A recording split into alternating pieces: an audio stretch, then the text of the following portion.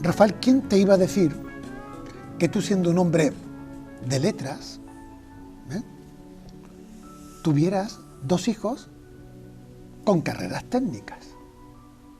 Sí, es una contradicción, como la vida está llena de contradicciones, porque yo desde pequeño mis hijos se han criado enterrados en libros. Yo tengo más de 5.000 libros en casa y ellos, sus deberes, sus horas de trabajo escolar, lo han hecho en mi despacho, lleno de libros, viendo al padre de leer. Pero sin embargo, uno de mis dos hijos sí es un gran lector. ¿Rafa o Jesús? Rafa. Rafa. Es un gran lector. Jesús lee menos porque también tiene un trabajo muy intenso de horas, y entonces, pero también lee. Pero quien más lee es Rafa. Rafa lee mucho, e incluso hablamos de libros y tal. Y bueno, y han hecho letras, técnico, porque... Son arquitectos, ¿no? Sí, son arquitectos, porque claro, les gustaba desde pequeño. Mi hijo Rafa, cuando tenía 5 años, estaba enamorado de una casita que había, donde ya no existe, porque han abierto hacia el Pimpi, se llama Libritos, me parece que era, una casa que había que hacer de ladrillos de verdad, pero en miniatura. Sí, me acuerdo. Y tenía 5 años. Y él con 5 años dijo que quería ser arquitecto. Anda. Y mi otro hijo Jesús, descubrimos un día que tenía cualidades porque traía del colegio unas hojas y yo decía, ¿y esto? Pero si esto es la fachada de Carlos Haya y tal. Y dice, sí, lo he pintado en el autobús.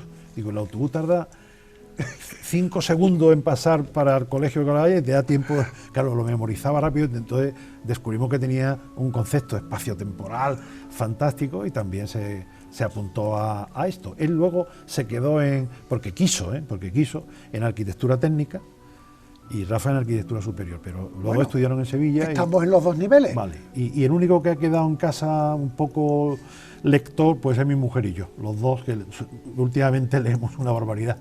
Yo todo lo que no he leído en mi vida lo estoy leyendo ahora, ¿no?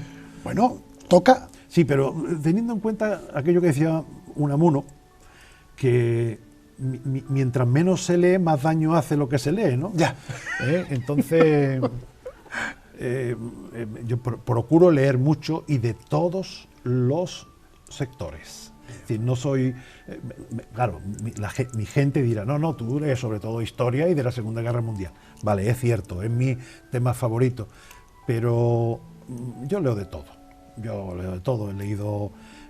ahora estoy leyendo un libro escrito en 1837 por un inglés que se llamaba George Borrow, que le decían Don Jorgito el inglés, que vino a España a una función que no es por lo que yo he escrito el libro. La función era que él era miembro de la Sociedad Bíblica Londinense. Anda. Y entonces se dio cuenta que en España la Biblia no se vendía, estaba prohibida. Y entonces vino él a divulgarla. Pero en todo ese trayecto recorrió España entera en burro, o en caballo, o en diligencia, por unos caminos peligrosísimos, y el hombre te hace en cada capítulo una crónica periodística. Qué bueno. Periodística, de cómo se vivía en 1837. Cuando estaba la reina regente, Isabel II, cuando estaban las guerras carlistas. Y bueno, eso es una cosa, ¿no? Pero es que, por ejemplo, estoy leyendo un libro de Vargas Llosa también, porque yo siempre llevo 2 o 3 para adelante, y además ahora me da tiempo. Y luego he descubierto otra cosa, y es leer en la tablet, en el Kindle. La gente, claro, el papel tiene una estesia, claro. pero esto tiene una ventaja, y es que subraya, yo soy muy subrayador, subrayas. Si hay una palabra o un personaje, pincha y te lleva a la Wikipedia. Ya. Luego al final haces un pequeño librito de lo que has subrayado, con lo cual es un resumen del libro. Y luego que ahí tienes un libro en una milésima de segundo. También. Ves un libro y dice, por ejemplo, el último de Manuel Vilas, Nosotros, ¿no? Porque yo soy muy lector de Vilas. Nosotros, pues ya está. Mañana está. Sale mañana en la librería y tal, pero ya esta noche me lo puedo bajar por 9, 7 euros, 8 euros, 9 euros. Claro, claro. Y claro, El libro electrónico, inmediato, sí, no eran estos libros que fueron aunque no se deja querer. Querer en el sentido del tacto o del olfato. Sí, esto es como escribir a máquina o con pluma. Estamos. Cuando escribes con pluma, no sé qué ocurre, pero parece que las emociones circulan con una fluidez tremenda y siguen por la vena y al final siguen por la tinta. Cuando escribes a máquina o en el ordenador, es verdad, es muy práctico, pero como se escribe con pluma estilográfica, yo el placer que tengo escribiendo con pluma estilográfica no lo tengo con nada. Ni siquiera con esto que es un rotulador. Claro. No, la pluma que va, es como la sangre que se te convierte en azul. Es una manía que tengo. En mi casa tengo muchísimas plumas, mi mujer lo sabe, es una barbaridad. Ya no voy a utilizar, se las regalaré porque mis hijos tampoco la quieren. ¿Te consideras en el fondo un romántico? Sí. Cuando me hablas Totalmente. de tanta sensibilidad. Sí, soy un romántico. Mira, de hecho, este libro, Las golondrinas y el mar, que fue un libro de poesías que publiqué hace, pues hará 20 años, cuando lo leyeron mis amigos, y entre ellos Andrés García Maldonado, pues me dijo una cosa que me hizo pensar mucho. Dice, parece que estás al final de tu vida, porque es un libro un poco tristoncillo, las poesías son un poco tristonas, sí, ¿no? Parece que está al final de tu vida. Y no es que esté al final de mi vida, es que soy un melancólico. Para mí el tiempo pasado es el tiempo perdido. Son los abrazos que no di, los besos que no di, las veces que no le dije a mi padre te quiero, a mi madre, las veces que no le dije a un amigo que lo quería. Y ese es el tiempo pasado, es el tiempo perdido. Por eso intento transmitirle a mis hijos que hay que dar abrazos, que hay que decir te quiero, que hay que dar la mano, que hay que echar el brazo por el hombro, porque no basta solo con sentirlo, hay que expresarlo. ¿Tú crees que cuando pasa el tren ya no te vuelves a subir? No, desgraciadamente creo que ya no te puedes subir a otro tren, porque en ese tren que pasó, ahí ya lo que quedan son cenizas. Ya lo decía aquel proverbio, no vuelva al sitio donde fuiste feliz, porque si existe, solo estará para vengarse. También Machado dijo hoy siempre todavía, hoy es siempre todavía, pero no es siempre todavía, no. El abrazo que yo no le pude dar a mi padre, ese ya no se lo puedo dar nunca, jamás, nunca. Pero se lo estás dando ahora. Sí, se lo estoy dando ahora, pero no es lo mismo. No es lo mismo. Y el abrazo que me daba mi madre, los abrazos de una madre es el calor más antiguo del mundo. No hay calor más antiguo del mundo que un abrazo. No hay más ternura. No hay más ternura, no hay más calor. No hay nadie que te pueda dar un abrazo como te lo puede dar una madre. Eso es tiempo pasado, eso está perdido. Pero tú se lo estás devolviendo ahora. Sí, yo se lo estoy devolviendo, pero... A lo mejor no lo sientes. Pero es una devolución dolorosa. Es una devolución dolorosa. Porque, pero agradecida. Sí, hombre, lo importante es pensar en eso. Claro. Porque al pensar lo revives, lo rememoras, lo recuerdas. Estoy contigo. Y el cerebro, la mente, es capaz de evocar tantas situaciones que somos capaces de volver a escuchar la voz de mi padre, la voz de mi madre, la voz de mis hermanos. Porque yo ya no tengo hermanos, mi hermano ha fallecido todo en muy poco tiempo. Y entonces ese grado de soledad, querido Paco, se suple con la imaginación. Y yo, gracias a Dios, de imaginación no ando muy mal. Ando demasiado bien, porque a veces imagino cosas que no debería imaginar siquiera, ¿no? Bueno, hay que ver lo que da de sí la lectura. Sí. A dónde hemos ido parando poco a poco. Pero claro, tú eres periodista, amigo. Los periodistas son los que escriben también y comunican, ¿no? ¿Y de escritura cómo estamos? Pues yo de escritura, vamos a ver, una de las cosas que le enseñan a un periodista desde su más tierna infancia es resumir la realidad. Si tú no eres capaz de resumir la realidad, a ti no te quiere ningún periódico ni ningún medio de comunicación. La realidad es muy vasta, es muy amplia. Tú vienes de una noticia donde han pasado muchas cosas, pero tú tienes que resumirla y sintetizarla: qué, cuándo, dónde, cómo y por qué. Las 5 W. Y entonces el escribir como periodista te obliga a utilizar muchos recursos comunes, frases hechas, a no pensar cómo elaboras un pensamiento, sino que lo que tienes que hacer es escribir rápido. Y todo eso te marca en la vida. Entonces, cuando te pones a escribir apaciblemente, te cuesta mucho trabajo construir un pensamiento con frases nuevas, con frases diferentes. Falta oficio. Claro, el oficio es el de periodista. Claro, pero oficio de uno, De uno. para con uno mismo. Sí. Escribir, sobre todo, es bueno para uno mismo. Ya. Porque si yo escribo, y estoy escribiendo cosas, ¿para quién son? Para nadie, para mí. Porque al escribir rememoro. Al expresarme, revivo. Marina decía que expresarse es exprimirse, viene de exprimir. Tú tienes que exprimir. Cuando te exprimes, expresas. Y dice, ¿cómo voy a saber lo que pienso si todavía no lo he escrito? Amigo. Y es que cuando tú estás escribiendo, estás descubriendo cosas que ni siquiera habías pensado, que tú, hombre, estás escribiendo y dices, fulanito. Equivale a algo así como cuando estás hablando con un amigo en un bar y estás hablando de cosas. Hombre, ¿tú te acuerdas de Frasquito? Claro que sí, pues tal. Y vas. Pues al escribir te ocurre igual. Lo mismo. Te pones a escribir y vas descubriendo Vas cosas. concatenando. Claro, vas descubriendo. Una cosa te va llevando a otra, la otra a la otra, la otra a la otra. Y al final dices, joder, es que por el simple hecho de hacerlo ya merece la pena. No es escribir para publicar una novela, para que te lean tus nietos o tus nietas, porque lo mismo dirá, esto es un...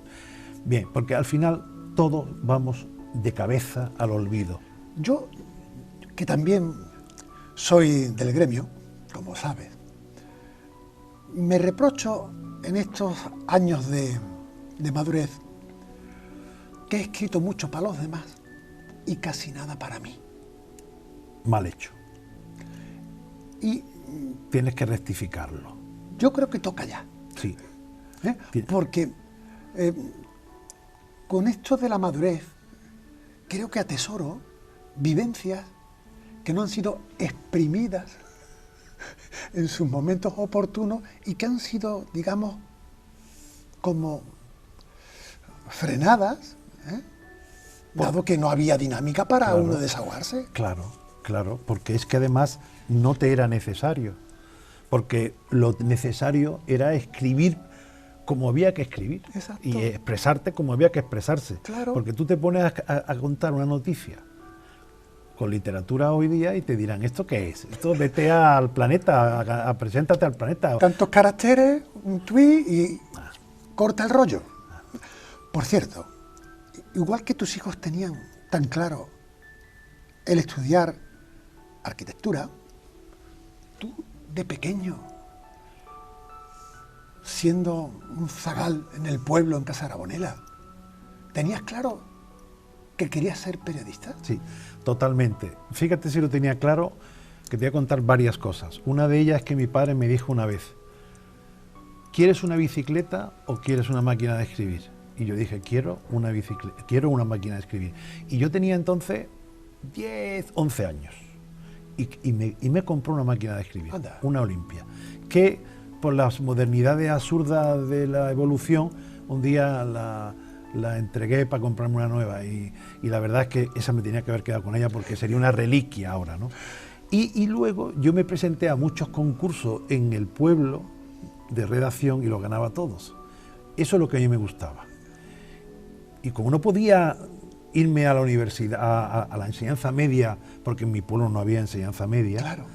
pues yo me tenía que ir a algo, me tenía que venir a Málaga a estudiar algo que me pudiera luego permitir ir a la enseñanza media. Y lo que había era la Escuela Franco. La Escuela Franco. La Escuela de Franco, que ahora se llama de Formación Profesional, Instituto de la Rosaleda. Pero Exacto. entonces era la Escuela Franco. No era ni siquiera la Escuela de Franco, era No. la Escuela Franco. Sí. Y entonces, ¿por qué me vine ahí? Porque había unas becas que se llaman beca del Pío, ¿eh? Promoción no sé qué obrera. Algo así. Bien, algo así. Y eran 12.000 pesetas, que era lo que costaba el internado de la escuela Franco. de Franco. Y entonces yo lo solicité, fíjate, con 13 años y medio que tenía, lo solicité y me lo dieron. Pero ¿qué es lo que me dieron? Allí nada más que se estudiaba automóviles, fresador, carpintero... Formación profesional. Formación profesional. Claro. Pero había una que era artes gráficas, Tenía que ver con que el tenía un mundo, poquito que ver con lo que yo quería hacer. los libros, los libros, periódicos. tal, y ahí entré. Fueron 3 años de vicisitudes de muchos tipos. Me quitaron la beca, me la volvieron a dar, en fin. Y entonces hice un curso puente que establecieron que se llama Precou para pasar al COU. Homologar la formación profesional que tenía Sí, con el bachiller con el de bachiller. cara a la universidad. Y entonces hice ese Precou, que lo hice en la Escuela de Maestría de Carranque, yo no sé si existe todavía. Luego hice el COU, el Instituto de Sierra Bermeja en Ciudad Jardín, y de ahí me fui a Madrid a estudiar periodismo ya. Me fui a Madrid a estudiar periodismo. Y todo eso trabajando, ¿eh? Trabajando, vendiendo libros, en fin. Espera, que has corrido mucho, porque parece fácil que un niño en un pueblo de la sierra, su padre José Barbero, Barbero, tu madre Rafaela, ama de casa, no había otro ingreso. 3 hijos en la familia, ¿tú eras el pequeño? Yo era el pequeño, el último, sí. Vale. El ambiente era muy limitado, ¿no? De proyección. Sí, allí que no había nada. Claro. Allí no había nada y como consecuencia de que no había nada a mí, con 13 años o 13 y medio por ahí me dio una crisis existencial que me acuerdo incluso donde yo me senté, me caí de culo en el suelo, que fue la puerta del ayuntamiento. Anda ahí. Yo decía, ¿y yo qué coño hago aquí? Pero ¿cuál es mi futuro? Si yo ya termino la educación aquí y no tengo otra cosa.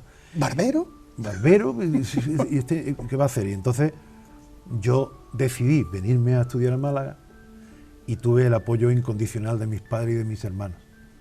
Ellos no me pusieron ninguna pega. Yo sé que sufrieron mucho. Ya. Mi madre sobre todo, porque perder que se iba a Málaga, que irse a Málaga era como irse a Barcelona, irse a Málaga con 13 años y medio, los 14 no lo había cumplido todavía, venirse a Málaga, pues eso mi madre, yo luego me enteré por los vecinos y tal, que mi madre sufrió mucho, y mi padre también. Pero tú dijiste, No, yo me iba, yo me sentía muy orgulloso. habías tocado techo de en el llegar pueblo. con mi maletita a Málaga y decir, aquí mando yo, y yo me voy a hacer una persona y voy a trabajar y voy a estudiar y no le voy a pedir a mi padre ni un duro. Además, Y me puse a trabajar vendiendo libros de Editorial Bruguera en el Lejío y claro, vieron allí a un niñito de pueblo y te dijo, toma, venga, pues vende lo que pueda, y me mandaron a Portada Alta. comisionista. Comisionista, pero ¿Qué ganaba ibas casa dinero. por casa? Casa por casa. En Portada Alta, en aquella época, pues vendía libros. Barrio obrero. O totalmente obrero Y ahora mete cultura. y mete cultura allí y mete libros. Y bueno, pues pude vivir. Y entonces ya me salí del internado y me fui a un piso alquilado. Sí, fui a un piso en la carretera de Cádiz. Tú tocabas a la puerta. Y me salían ahí de todo, pero eso fue una escuela Seguro. de sociabilidad para mí Seguro. impresionante. Entonces yo no tenía ningún tipo de complejo, ahora me daría vergüenza, no tenía complejo. Es como decía, no sé quién... La necesidad aprieta. Sí, yo era todavía como un niño, ¿no? Entonces cuando eres un niño, pues no tienes complejo, no te da vergüenza las cosas. Rafael, había que buscar rumbo. Sí. Y tus ilusiones estaban puestas en el periodismo, en salir Sí. a realizarte de un pueblo con posibilidades mínimas. Eso mueve montañas. Tener voluntad y decisión.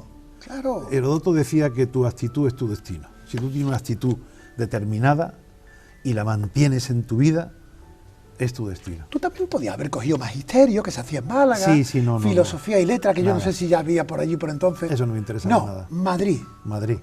que es donde se estudiaba periodismo. Sí, nada más que en Madrid. Exacto. En esta facultad, que es la misma, donde ahora a la Ayuso la han formado el Scratches y tal, es la Exacto. misma facultad. Claro. Yo cuando la he visto en la tele la he identificado, digo, mira, esto... El búnker. El búnker era todo de cemento. Exacto. No estaba pintado, allí no se gastaba en pintura ni un duro. Pero claro, en Madrid no solo se estudia, En Madrid trabajo también. se trabaja, se duerme, se come, se gasta. ¿Quién pagó eso? Y en tu casa el sueldo de un barbero Mi padre no lo pagó. no daba. No, ¿sabes quién empezó a pagarlo? Una parte, mi hermano Diego, el mayor. Diego. Porque él se había venido a Málaga a trabajar en una peluquería. Él sí sigue la senda de tu padre. Él la sigue, mi hermano Pepe también, También, los dos. claro. Y cuando él estaba en la peluquería, pues ya ganaba bastante dinerillo para entonces, ¿no? Y entonces él me pagaba una parte de las 9.000 pesetas que valía el internado en el Colegio Mayor Moncloa, un colegio del Opus. Que, pues, Con me decía, mucha solera. que del Opus y tal, pero yo no soy del Opus, ni lo he sido nunca. Y no tengo nada en contra de ellos, como tampoco tengo en contra de mucha gente, ¿no? Claro. Y estuve ahí en el Colegio Mayor Moncloa un tiempo y también me ayudaron otra gente de Málaga. Ayudas puntuales, concretas, que aportaron su pequeño grano de arena y yo luego me fui a hacer la mili y en la mili me coloqué en un periódico y ya, en fin. Tú lo das como algo muy normal, pero todo fue a base de punto honor, de sacrificio y de estrategia. Porque, claro, se dice rápido. La necesidad tiene un pincho, Paco. Totalmente. Hablamos de periódico, pero estamos hablando del País. Ah, El País, sí, Por sí. ejemplo, Sí. hubo una oferta. Sí, El País me hicieron una oferta. Mira, es que verás, el País se fundó con mucha gente de Sol de España. De Sol de España, donde yo Claro. trabajaba de redactor. Exacto. Entonces, esa gente me conocía a mí de aquí de Málaga, me conocía y me tenía aprecio. Entre ellos, un regente del taller que se llamaba Joaquín Rodríguez. Porque tú habías trabajado ya en Sol de España, Sí, o eran sí. conocidos. No, yo había trabajado en Sol de España Vale. desde el año 73 hasta el 78, 5 años. Vale. Sí, sí. Vale. Con mi salida a Madrid. Antes de ir a Madrid. Sí, yo antes de ir a Madrid, pero cuando yo volvía de Madrid, yo volvía al periódico y me sentaba en mi mesa. Estamos. Ya está, y tú decías, has llegado hoy, ¿no? Y me pagaban los días que estuviera y tal. Bueno, Muy bien. pues cuando montan El País, que estaban montándolo en el 75, a finales del 75 yo estaba en Madrid. Transición pura. Sí. Al final todavía había muerto Franco. Exacto. Bueno, no, perdón, sí, había muerto Franco, pero ya... Recién muerto. Pero iban haciendo. Sí. Y el periódico salió en el 76. Correcto. Y entonces fui a ver lo que estaban haciendo. Me encuentro yo con una serie de directivos que eran todos antiguos de Sol de España. Anda. Hombre, Rafa, ¿tú qué haces por aquí y tal? Pues mira, yo estoy estudiando periodismo y no sé qué, no sé en cuánto. Joder, pues tú te vas a venir con nosotros, tú te quedas aquí con nosotros. Y digo, no me voy a quedar, tal. Dice, sí, tú te quedas en práctica y tal, y luego ya vas estudiando y ya vas sacando la carrera. Y digo, pero... Y me ofrecieron 60.000 pesetas. Un dinerito. Era mucho dinero. Claro que sí. Era mucho dinero. Pero yo no dije que no, por temas de amores. Ah, ya tenías novia con Mari Yo Carmen. tenía novia, yo me eché mi mujer novia, que es la única novia que he tenido, en el 73. Fue un noviazgo o un flechazo a modo teatral, ¿no? Sí, porque yo estaba haciendo una obra de teatro, porque me gusta mucho el teatro, y ahora me gustaría retomarlo, Bien. pero es muy difícil porque... Tablas tienes, ¿eh? Sí, pero es muy difícil, muy difícil. Sí, eso podíamos hablarlo, ¿no? Y ahí Porque- hubo en ese momento Sí. teatral. Sí, no, pues yo estaba interpretando a Sócrates, la cicuta y tal, no sé qué, y ella estaba por allí. Y entonces al final pues coincidimos, empezamos a hablar y ahí ya empezó todo. Era un centro de la sección femenina, Qué donde iban las chicas a hacer un servicio social femenino que se hacía y tal, y había actividades culturales, teatrales, musicales. ¿Habías hecho la mili o no? No, todavía no. Yo la hice la mili en el 76, En Valencia. en Valencia, en Capitanía General. Que fue el hijo del barbero en Capitanía General, pero que se ha creído. Había una persona en el pueblo que le molestaba que yo hiciera esa cosa. Encima. Sí, hubo una. No quiero mencionar el nombre, pero hubo una persona porque tiene allí descendiente que le molestaba. Digo, pues no está trabajando en Sol de España, pero que sabrá que yo el hijo del barbero. Anda. Sí, así lo decía literalmente. Vaya de la playa. Y se lo dijo un día a un periodista de Sol de España, llamado Domingo Álvarez Aristo, Ay, que me acuerdo, que sucesos como nadie. que era el que mejor hacía sucesos en España. Exacto. Y era el corresponsal del caso en Málaga y había sido alférez provisional en la guerra. Anda. Y era un tío con mucho genio, era navarro, un navarro orgulloso sí. y tal. Y un día fue a casar a Bonela, al pueblo, a algo de suceso y tal. Y entonces, cuando él dijo que trabajaba en Sol de España, esta persona le dice: ah, usted trabaja en Sol de España, ahí donde trabaja el barbero, que está para criar el niñato este y tal. Y lo cogió del cuello y lo zarandeó. Eso me lo han contado otros que estaban delante. Qué bueno. Como usted hable mal de este niño, no sé qué, es como si fuera mi hijo, no sé qué, y lo zarandeó. Qué bueno, qué bueno. Yo, donde esté Domingo, que estará en el cielo, que sepa que cuando yo llegue, le daré un abrazo. Menudo trío había en aquella época, a nivel de sucesos: Álvarez Aristo, Miguelito Rosado Sí, mi en el Diario Sur. y Gonzalo Fausto. Y Gonzalo Fausto, era más... Era de todo. Era de todo un poco, sí. Qué buena escuela, Sí. qué buena escuela. Aquello fue... Y además, estando en Valencia con la mili en Capitanía General, Sí. el periódico Las Provincias también Sí, te tantea. Sí, yo voy a pedir trabajo a las provincias porque yo necesitaba dinero. Mi padre no me podía mandar. Y yo, Porque en la mili se cobraba muy poco. Nada, pero bueno, yo tenía allí garantizado el hospedaje y la comida. Vale. Con lo cual, a mí no me tenían que mandar ni un duro. Sí. Pero yo digo, yo necesito dinero para mi cosa y tal. Y entonces me puse a trabajar en Para las un provincias. gustito, Y en las claro. provincias me dijeron, bueno, tú tráenos reportajes. Y porque no traía, te pagamos. Y yo le llevaba uno toda la semana o dos.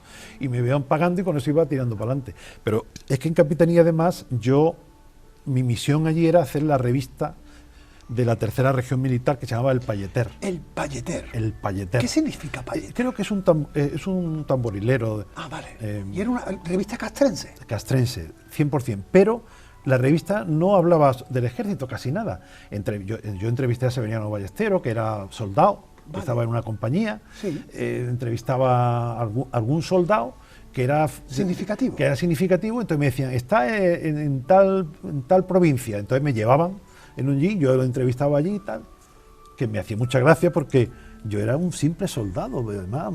Y cuando yo llegaba a esos sitios, que iba yo con el coche oficial de un jeep de esto de ejército y tal, con dos policías militares y tal, un Land Rover, cuando yo llegaba allí, pues eran guarniciones pequeñas con un capitán y me recibían como si yo fuera el general de Estado Mayor. Un enviado, tenía allí 2 canapés, la cerveza y tal, y yo decía, madre mía. Claro, es que tú eras un hombre muy culto ante un ejército que no tenía muchas personas universitarias. Bueno, pero no era por eso, fundamentalmente, era porque Capitanía General, firmada por el capitán general, ¿Sí? decía, mañana o el viernes estará ahí el soldado periodista, Claro. designado por esta Capitanía General para que le reciban y le atiendan y no sé qué. Claro, recibía el capitán un teletipo del capitán general y decía, joder, este tío tiene que ser hijo de otro capitán general, por lo menos. Y tú eras el hijo del barbero. Y yo era el barbero.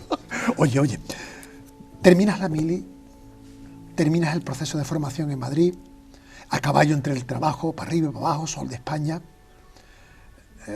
tus devaneos en Valencia con las provincias, en la intentona con Prisa, con El País.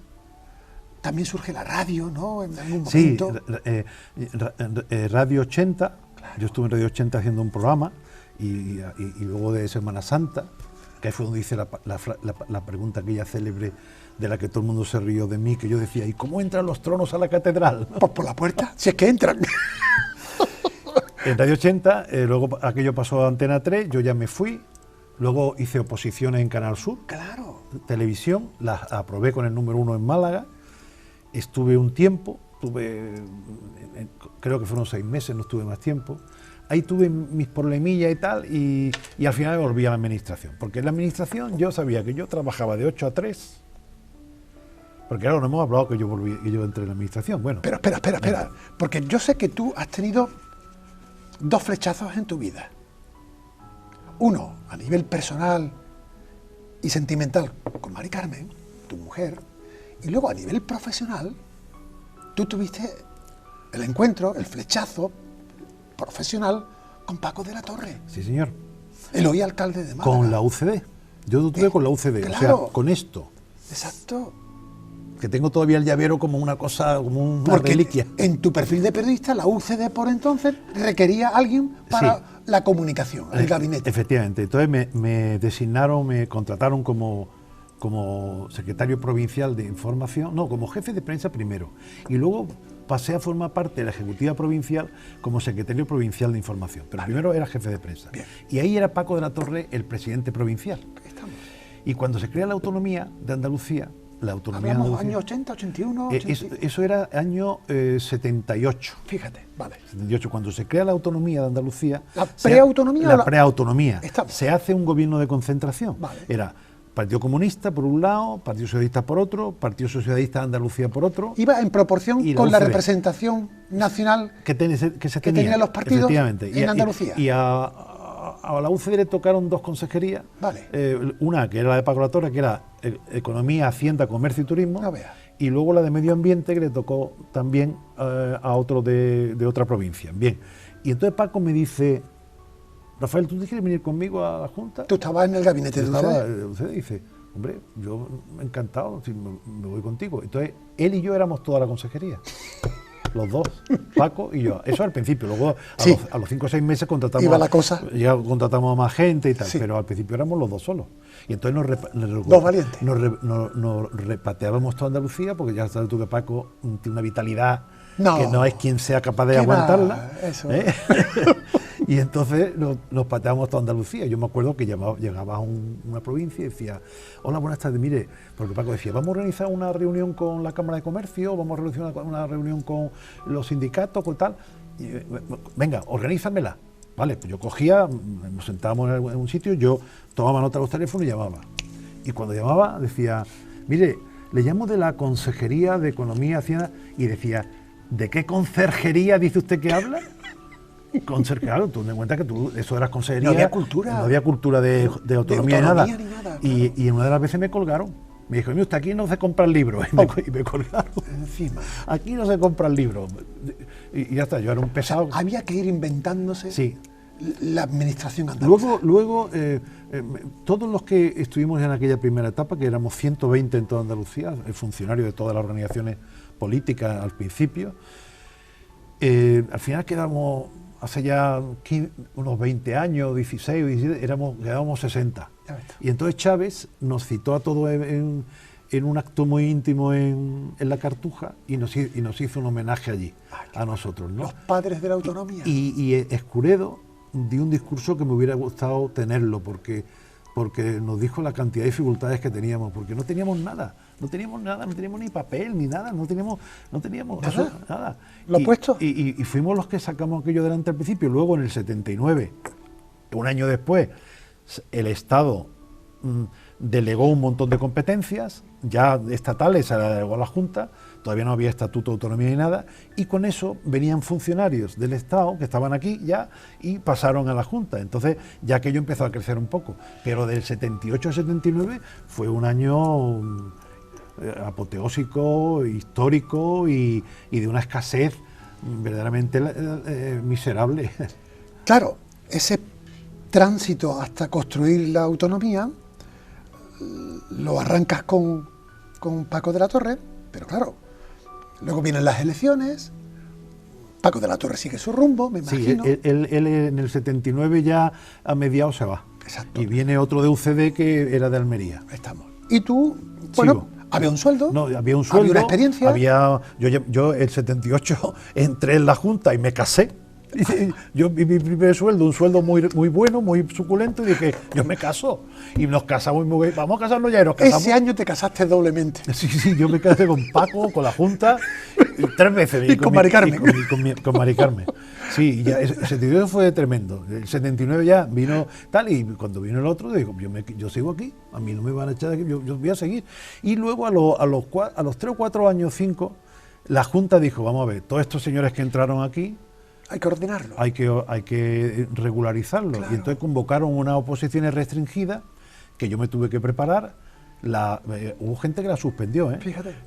Yo me presenté, las aprobé y entonces ya fui funcionario de carrera. Estamos. Y ahí ya se estabilizó. Pero claro, ten en cuenta que yo tengo, en ese momento llevo 3 o 4 años casado, tengo ya un hijo, tengo mi hipoteca de mi casa, tal, y yo digo, ¿Dónde voy? yo me voy a volver al periodismo Con lo que está- con la precariedad tan grande que tenía el periodismo. Aunque a ti nunca te faltaba trabajo, pero no era lo mismo. Pero no era lo mismo. Era seguridad. No era lo mismo. Y cuando entro en Canal Sur, que fue en el 85, me parece que fue cuando empezó pues estuve tentado a irme a Canal Sur, a quedarme ya en Sí, Canal sí, Sur, sí, sí. a no pedir la baja, como dice, ¿no? Claro. Pero había una cosa que a mí me producía un dolor inmenso, y es lo siguiente. Yo hacía el programa informativo de la mañana. Vale. Empezaba a las 7. Me tenía que levantar a las 5 Sí. y leerme toda la prensa y tal. Entonces no había internet, tenía que leerme la prensa, llegaba a un kiosco, comprarla, empezar a subrayar y tal para redactar el informativo de las 7. Para yo levantarme a las 5 me tenía que acostar a las 8 de la tarde o a las 9 de la noche. ¿Qué pasaba? Que yo no podía estar con mis hijos. No había vida. Yo no podía estar con mis hijos. Claro. Venía, papá, vamos a hacer los deberes, y yo no podía hacer los deberes, yo me caía muerto, dormido, tal. Y yo digo, ¿y esto es lo que me espera a mí? O sea, yo no. Yo me vuelvo a la administración, termino a las 3 y estoy toda la tarde para preparar los deberes con mis hijos, para estudiar con mis Vivir. hijos, y entonces creo que no me arrepiento. Porque luego yo no perdí nunca el contacto con el periodismo. No, ya lo sé. Yo siempre estuve haciendo cosas. ¿En primera línea o en líneas traseras? En líneas traseras. En primera línea casi nunca, pero en líneas traseras siempre. Exacto. En primera línea los últimos 5 años. Claro. Rafa, porque cuando entraste en la Junta, año 78, me has dicho. Año 78, Hasta- junio del 78. Hasta el 21 en la Junta. Hasta el 21. 42 años, 43 años. 43 años. ¿No? De los cuales 28 o 27 27 jefes de servicio de turismo, que es la máxima autoridad funcionarial antes de empezar la política. Exacto, es decir, después del el cargo de confianza o del Del político empieza el funcionario y el primero, sí, y es PLD, es decir, es un cargo que el que venga te puede quitar y poner a otro. Vale. Sin embargo, me han tenido 27 años Eso te iba a decir. y han estado PSOE, PSA, Partido Andalucista, Izquierda Unida, Ciudadanos, y ya el PP no le pilla. No te Bueno, estrenaste. el PP ha estado también, lo que pasa es que la consejería lleva a Ciudadanos. claro, Pero, ¿qué es lo que ocurre, Paco? Pues porque cuando llega el político lo que quiere es alguien que le saque las castañas del sí, fuego, le resuelva. claro. que le resuelva. Y yo he sido un hombre siempre que, no quiero ser pecar de modesto, pero he sido muy resolutivo. Yo, es decir, veía venir un problema y decía, esto hay que dar una solución A, B, C, tal. Y luego después, que a mí no me han dolido prendas ni se me han caído los anillos, con reunirme con toda la gente para que ellos aporten ideas. En fin, yo no he sido un hombre que ha actuado solo, yo he actuado mucho colegiadamente con todo el mundo. Claro. Y eso te da una fuerza tremenda, porque ves que es la opinión de la mayoría y que además la gente sale contenta porque sabe que tú estás haciendo lo que ellos piensan. Entonces no eres tú solo el que dice, no, pues esto por mis pantalones se hace de esta manera. Algún secreto tienes que tener, o Sí, tenías que tener, algo. para aguantar 27, 28 años siendo jefe de servicio. Cuando es un cargo de confianza. Estamos. ¿Había muchos jefes de servicio con tanta No ha habido ninguno. experiencia? No, con tantos años en ninguna consejería. Por tanto, tú de turismo sabes algo, ¿no? Un poquillo, pero bueno, tampoco, en eso soy muy humilde, tampoco quiero saber decir que sé mucho, sé lo que... No, pero pongámonos en algo referencia. se me va a olvidar. Sí. Espera, Rafael. Porque cuando tú entras a formar parte del embrión de la Consejería de Turismo, bueno, Picasso estaba siendo todavía ignorado en Málaga, ¿verdad? Eso de hablar, pues no sé, de los atractivos de la Costa del Sol, sí, los teníamos, sol y playa, pero de una manera muy desordenada.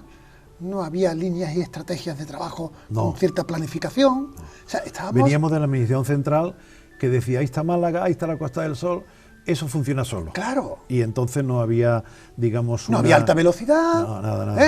El aeropuerto era lo que era. Nada, escribíamos en máquina de escribir, como yo decía, de vapor. Yo he guardado en mi despacho durante mucho tiempo el carro de la primera máquina que yo tuve en la Junta, lo que es el carro, digo, la cantidad de letras que se han escrito aquí, ¿no? ¿El puerto de Málaga era un puerto petrolero, Nada, no era de cruceros? nada. O sea, había una Yo Málaga... escribí un libro, Sí. Que no lo llegué a editar nunca, y por ahí anda, que está escrito en los 80, y digo, Málaga y la Costa del Sol en los 90. Anda ahí. Y hablaba de todo esto. Era como un Julio Verne en chiquitito, Sí. que decía, esto es lo que va a pasar. Y lo escribí, y ahora ese libro, si se hubiera editado, y se hubiera publicado, y se hubiera tenido, pues diría, a ver, en el año 80, aquí un tío que dijo que todo esto iba a pasar, ¿no? Bueno. Y yo decía que iba a pasar todo aquello. Desde luego que tu paso por turismo no fue de puntillas, No. pero es que tampoco, en cuanto a la asignatura que podías tener pendiente, que era la del periodismo, también no has pasado de puntillas, porque has ido compaginando Las dos cosas. eso que te daba de comer, que era el trabajo del Con el turismo. Gusanillo. Exacto, con el gusanillo. Sí, porque- Con la ilusión de tu marcha del pueblo. Sí. Yo, hubo un momento de esos gusanillos, que fue cuando se implanta en Málaga Diario 16 Málaga, que lo dirigía Juan Tortosa, Ya. y entonces Juan un día, pues, me conoció no sé cómo, y le escribí un editorial, un artículo, y dice, joder, esto es lo que yo necesito aquí y tal, y bueno, pues venga, cuando tú quieras.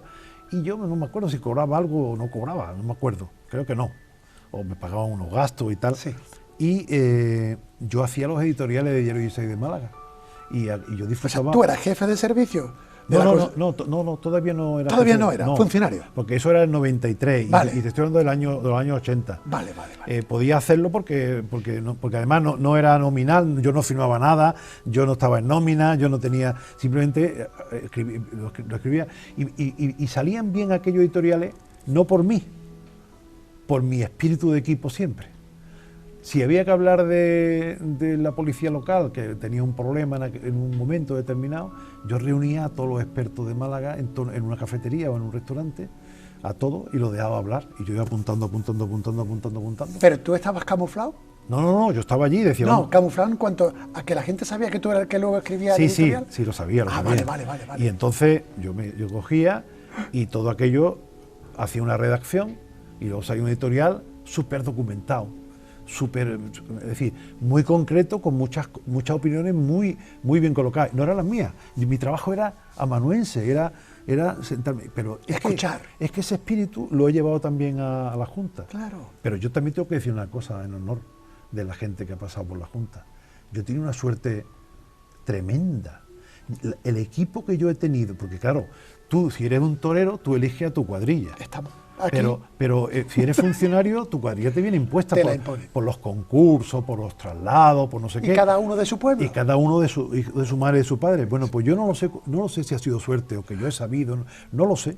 Lo cierto es que he tenido unos equipos muy buenos, de funcionarios muy buenos, comprometidos con la idea que yo tenía del trabajo. También he sabido tratarlo, en el sentido de que yo nunca me he comportado como un jefe soberbio, ni petulante, ni arrogante, sino todo lo contrario, uno más de entre ellos. Yo me salía de mi despacho y me sentaba en las mesas con ellos a ver los expedientes y a trabajar. Y si un día tenían un problema, mira, mi madre que se está muriendo, pero yo ya he agotado los 3 días o los 4 que tengo, o los 5, no importa, vete, que ya lo arreglaremos. Por eso has aguantado tanto. Claro, y entonces la gente te apoya. Claro. Si tú no tienes el apoyo de la gente detrás, Claro. es decir, del recepcionista, del conserje, del auxiliar, tú no duras nada, por mucho que el político te quiera mantener. Seguro. Y entonces yo he tenido esa suerte de la gente. Sí, pero además de hacer esas tareas de editorialista en Diario 16 Málaga, tú descubres, y si no descubres te acercas, ya la conocerías, a la Asociación de la Prensa. Yo entré en el año 1900, el 24 de enero de 1987, estaba Joaquín Marín, el gran Joaquín estaba de presidente, que fue el primer presidente después de Pancho Sangajía, que estuvo un siglo de Bueno, presidente. es que Joaquín fue después El director, El director. de Sur, después de Pancho Cajina. Y al poco tiempo, pues me llamó alguien de la directiva y yo entré en la directiva. Yo entré en la directiva, entré en 87 y entré en la directiva en el 93. Vale.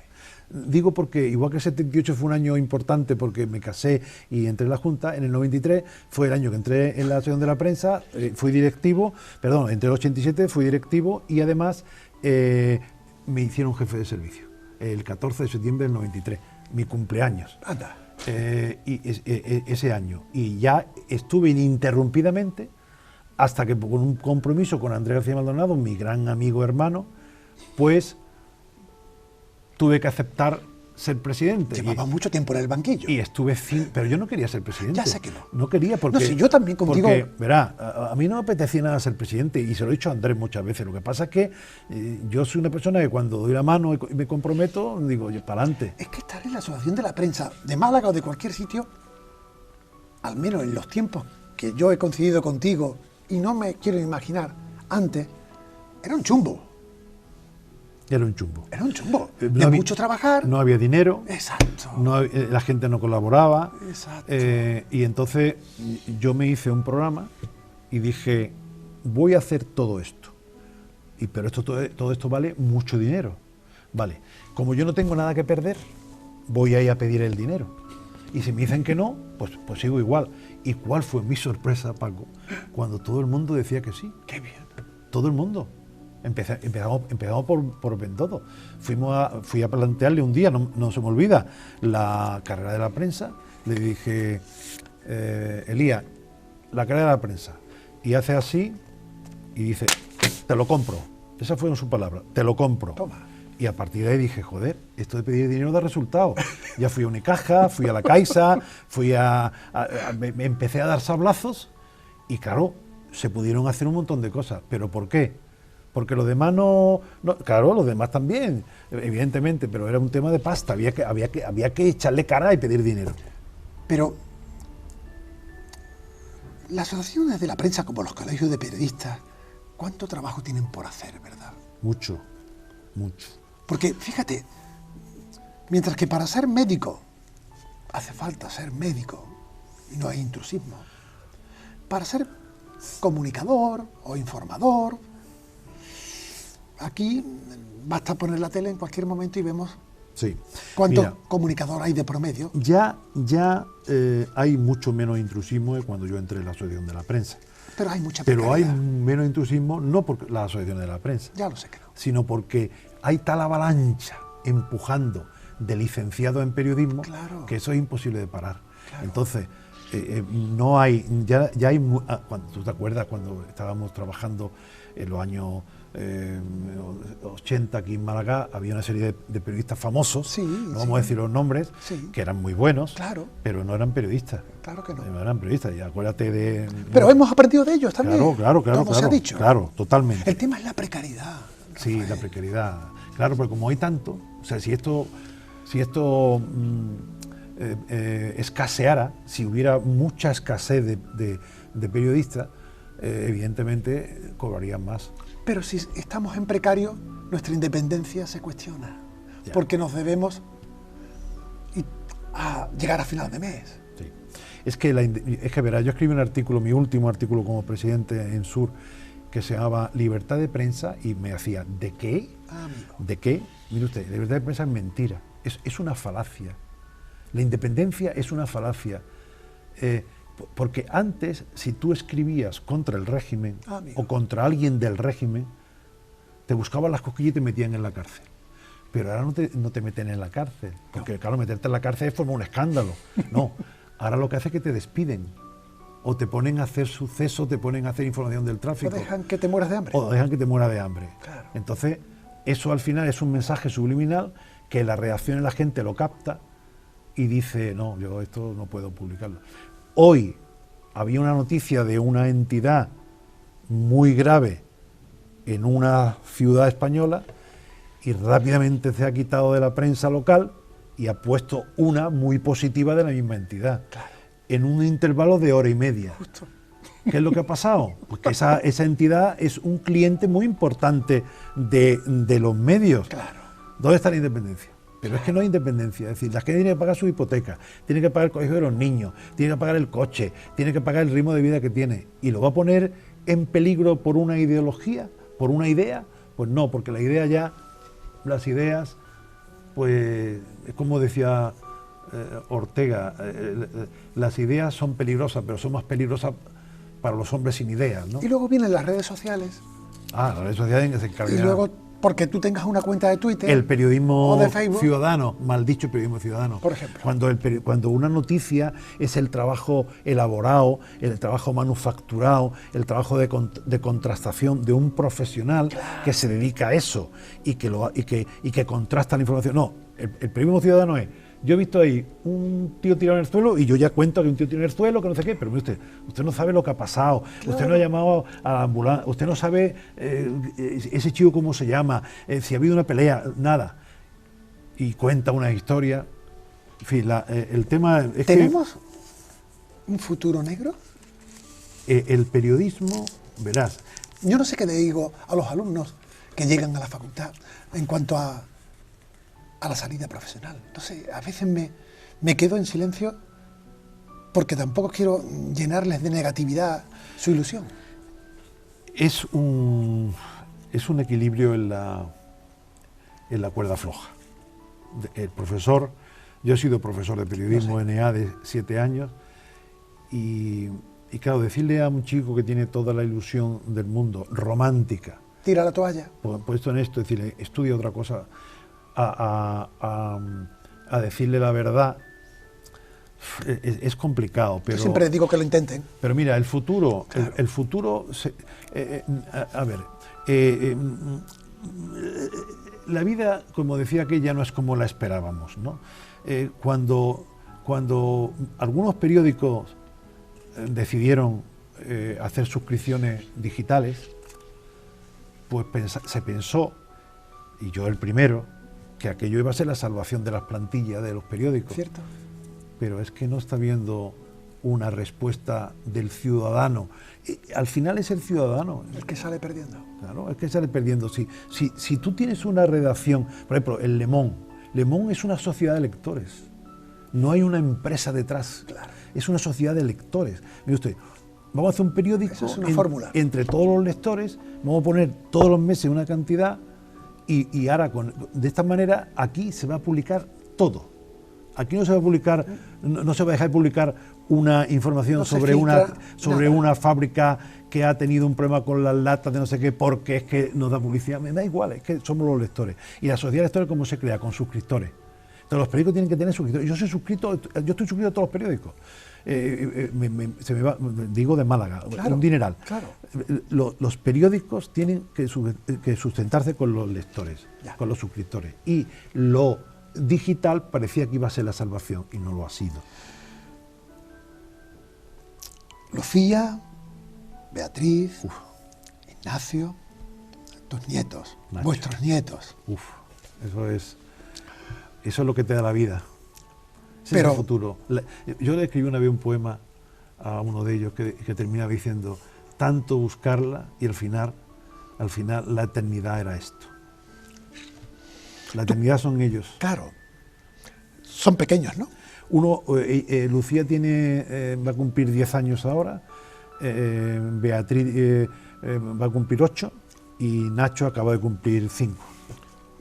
Si hablamos de barberos, no saben lo que era un barbero, ¿no? No, que va. Claro. Ni le interesa. Yo estoy escribiendo para ellos. Yo estoy escribiendo para ellas. Estoy escribiendo. Me hice fabricar un libro así de gordo en una tienda que hay por Teatino, en una imprenta, que el libro consiste en que las hojas tienen que estar un poco separadas de la otra, porque ahí tengo yo que meter cosas, ¿no? Y ya estoy metiendo cosas. Y eso lo hago pensando en ellas. Pensando en ellas. Una de ellas, un día estaba en mi despacho allí escribiendo, levantó la cabeza, miró, vio tantos libros y dice: no tiene tu morro ni nada. Y digo yo: ¿morro por qué? Dice: no vea la cantidad de libros que tiene aquí. Anda.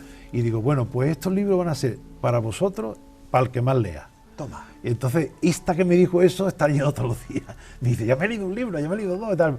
Bueno, ahí están los libros que no sepa quién será. Los libros abrigan, ¿eh? Decía Manuel Alcántara, dice, los libros abrigan. Qué bueno. Y es verdad, abrigan. Tú estás sentado en el despacho oyendo esta música tan preciosa y tal, y empiezas a mirar y dices, joder, es verdad que abrigan. Crean atmósfera. Es un calor que no tiene que ver con el termómetro, pero abrigan. Aunque no los leas, están allí. Oye, Rafael, ¿y qué queda del niño que con 13 años se fue del pueblo? Pues me gustaría que quedara más. Me gustaría que quedara más porque el niño, lo que es un niño, es un ser humano que tiene una capacidad de asombro, tiene una capacidad de curiosidad universal, tiene una capacidad, bueno, Platón decía que el asombro es la fuente del conocimiento. Y a mí me gustaría, como decía aquel poeta, ser un hombre, un niño con un traje de hombre. Porque cuando se es niño, se está todavía en la inocencia. Y la inocencia es la que te hace prosperar. Porque la inocencia es la que te hace ver algo y decir, bueno, ¿y esto? Ah, pues los quiero averiguar, los quiero curiosear. Y ese niño se ha malogrado un poco. Ha llegado al día de mañana, nuestros padres nos decían, tú, el día de mañana. Un hombre de provecho. Un hombre de provecho el día de mañana. Y luego llega el día de mañana y dice, joder, yo no sé cómo he llegado aquí, pero esto no es el día de mañana. Y porque mi padre ha muerto, mi madre ha muerto, y el día de mañana, ¿dónde está? ¿Dónde está el día de mañana? Y en ese día de mañana va mucho el niño. Y yo creo que en la vida, Paco, los que han triunfado es que han seguido siendo niños. Evidentemente no digamos, imprudentes como son los niños, pero han sido curiosos, han seguido asombrándose de las cosas. El que está de vuelta de todo, ese ya el niño ha muerto. Tú tienes que renovar todos los días tu capacidad de enamorarte de algo, de decir, joder, asombrarte, porque aunque lo hayas visto 1000 veces, ¿no? Y ese niño yo creo que regulán. ¿Qué recuerdo te gustaría que tuvieran tus nietos del abuelo? Yo siempre digo lo mismo cuando la gente, ¿cómo quiere que el abuelo era buena persona? Yo con eso me conformo, porque leer más, leer menos, haber escrito, haber intervenido, haber sido jefe de no sé qué, bueno, eso es un poco inmodestia, ¿no? De egolatría propia. Yo me acuerdo un día que una nieta, la mayor, me cogió una tarjeta y decía jefe de servicio de turismo. Y dice, abuelo, ¿tú eres jefe? Como diciendo, ¿tú eres jefe y tal? Y yo digo, bueno, no pasa nada. Bueno, tampoco yo no quiero dejar eso de que diga, es que mi abuelo, bueno, pues sí, si a ella le sirve que yo haya sido presidente de la prensa, jefe de no sé qué, bueno, pues eso habrá valido la pena. Pero yo quiero que me recuerden que decir, qué buena gente era mi abuelo. Eso es nada más. Igual que mis hijos, quiero que me recuerden por eso nada más. Y ve tú a saber.